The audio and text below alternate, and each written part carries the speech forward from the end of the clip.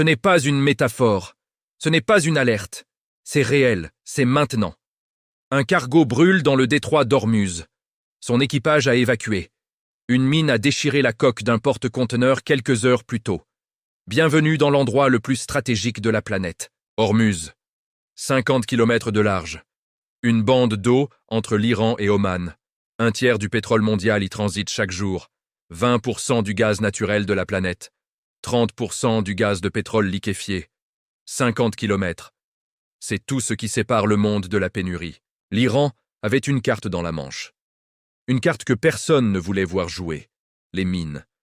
Des engins explosifs capables de couler un pétrolier ou de briser un navire militaire en deux sous son propre poids. L'Iran en possède des milliers.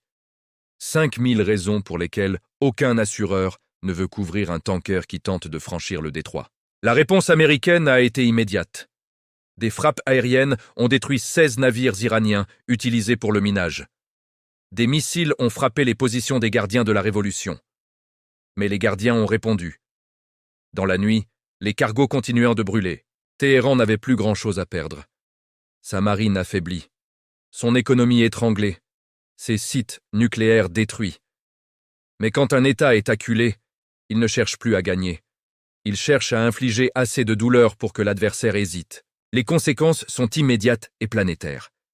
Les géants du transport maritime suspendent leurs services. Les primes d'assurance explosent. Plus de 200 pétroliers immobilisés. Le prix du gaz naturel doublé en une semaine. Le G7 convoqué en urgence. Le Japon et l'Allemagne débloquent leurs réserves stratégiques. La Chine regarde. Elle importe 30% de son pétrole par Ormuz. Elle a tout à perdre dans un blocage prolongé.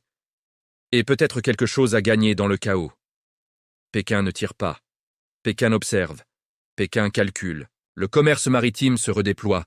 Les routes se rallongent de 2 semaines. Le cap de Bonne-Espérance devient l'alternative forcée. Les usines ralentissent. Les supermarchés se vident. L'onde de choc d'Ormuz touche chaque continent. La mine n'est pas une arme de victoire.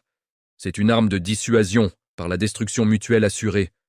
Celui qui la pose sait qu'il se blesse aussi. Mais dans la logique de la guerre totale, la douleur partagée devient une arme en elle-même. Et le déminage complet du détroit pourrait prendre des semaines, des mois, 50 km. C'est la largeur d'un goulot d'étranglement autour duquel toute la géopolitique mondiale s'est nouée en l'espace d'une semaine. Ce matin, le cargo brûle encore.